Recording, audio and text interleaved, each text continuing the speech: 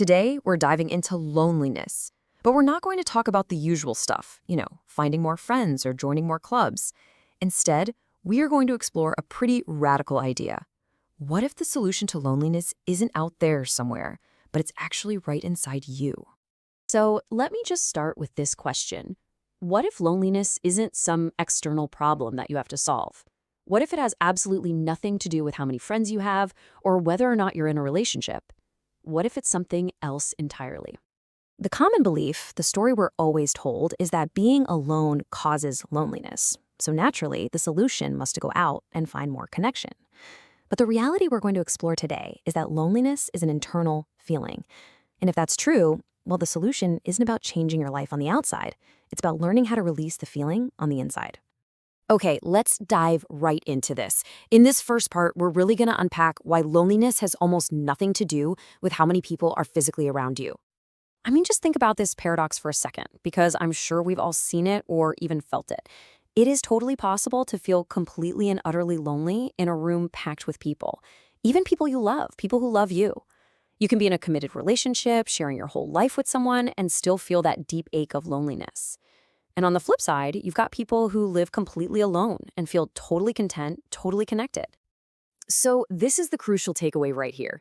The feeling is the problem. It's not your friends, it's not your family, it's not your relationship status. It's an internal experience. And it's often fueled by our own thoughts. You know, those little stories we tell ourselves like, no one gets me, or I'm completely on my own here. The thing we need to change isn't the outside world. It's the feeling within. And here's a funny little twist that might sound familiar. When we act out of that feeling of loneliness, when we're frantically texting people just to escape it, we often end up making it worse. Why? Well, because we're just reinforcing the idea in our own minds that we're lonely. And that energy, that kind of desperation, people can feel it, and they might unconsciously pull away. So, if desperately reaching out for connection isn't the answer, what is? Well, in this next part, we're getting practical. We'll explore a simple but really powerful 5-minute technique you can use to release that feeling of loneliness whenever it shows up. So let's ask a really key question here. Why does running away from a feeling just seem to give it more power? You've probably noticed this, right? The answer is the core logic behind this entire technique. Avoidance is what keeps the feeling alive. And this analogy just illustrates it perfectly. It's like a little kid who is absolutely terrified of a monster under the bed. As long as they refuse to look, that fear owns them every single night. The monster feels so real.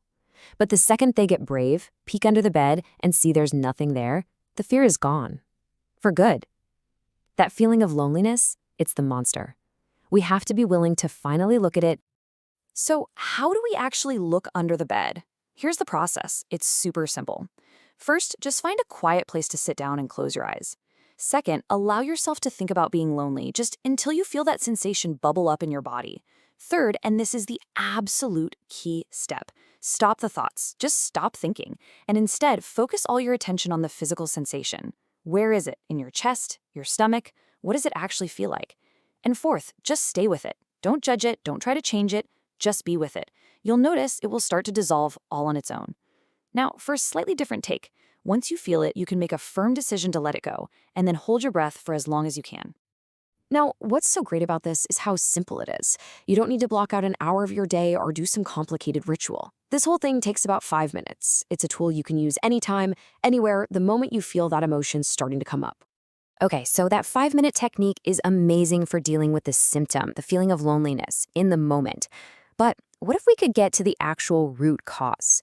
In this final part, we'll see how to find lasting freedom by going one level deeper. The real source of chronic loneliness isn't even the feeling itself. It's what's fueling it. It's this deep wanting for connection. You know, that underlying desire to be understood, to belong, to get approval from others. This desire, this constant wanting, is its own kind of suffering. It creates this internal tension and impatience that just robs you of your peace. Now, this next idea is totally counterintuitive, but it is so important. Letting go of the desire for connection does not mean you'll never have it.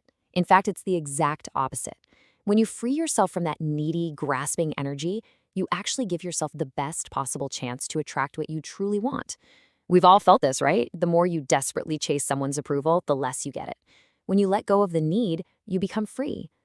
So, how do we release this deeper wanting? The process is going to feel pretty similar to the first technique. First, take 3 deep, conscious breaths.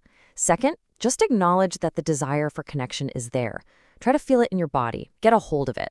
Third, make a really clear, firm internal decision. I choose to let go of this desire. And finally, to really make that intention real, hold your breath for as long as you can. You can repeat this whole cycle a few times until you feel a shift, a sense of release. And this really is what it's all about. This isn't just about not feeling lonely anymore. It's about a much, much bigger sense of freedom. So I'll just leave you with one last question to think about. Who would you be and how would you show up in your life if you were completely, totally free from the need for anyone else's approval?